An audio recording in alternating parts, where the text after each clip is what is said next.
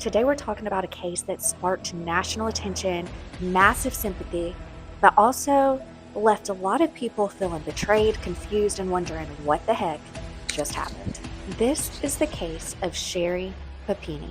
In November of 2026, a mother of two, Sherri Papini, went out for a jog. She never came home, she never picked her children up from daycare, and her disappearance became national news almost immediately. Her husband, Keith, is the one who initially reported her missing. The community rallied around him. He did a variety of interviews trying to find where his wife was. Search parties were formed and donations came pouring in. Hours turned into days, days turned into weeks.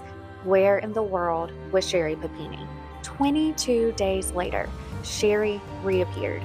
She was found on the side of the road, bruised, emaciated, chains around her. She had been branded.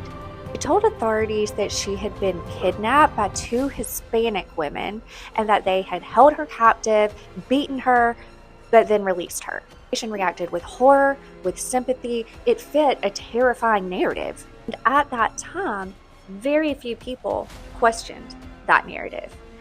It wasn't until years later, investigators had been busy piecing together evidence and realizing more and more that there were cracks in the story and that a lot of what Sherri was claiming just weren't adding up. There was absolutely no evidence of the alleged kidnappers. There was DNA found on Sherri, and details kept changing. Eventually, law enforcement discovers that Sherri had actually been staying with one of her ex-boyfriends over 500 miles away.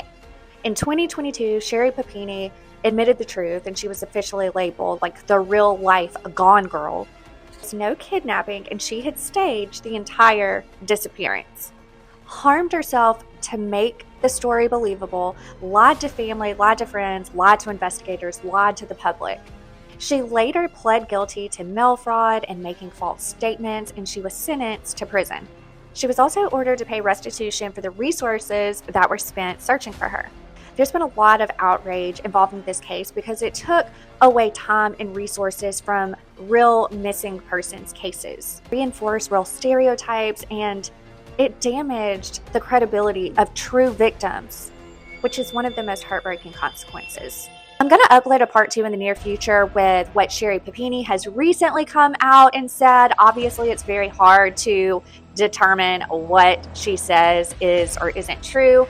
More information has surfaced recently with claims of what really happened according to Sherri Papini, but obviously her credibility is kind of shot at this point. She did, however, take a lie detector test, and her therapist has come forward in her defense as well as her attorney. So I'm going to upload a part 2 in the near future so that both sides are told and you can determine for yourself what is true and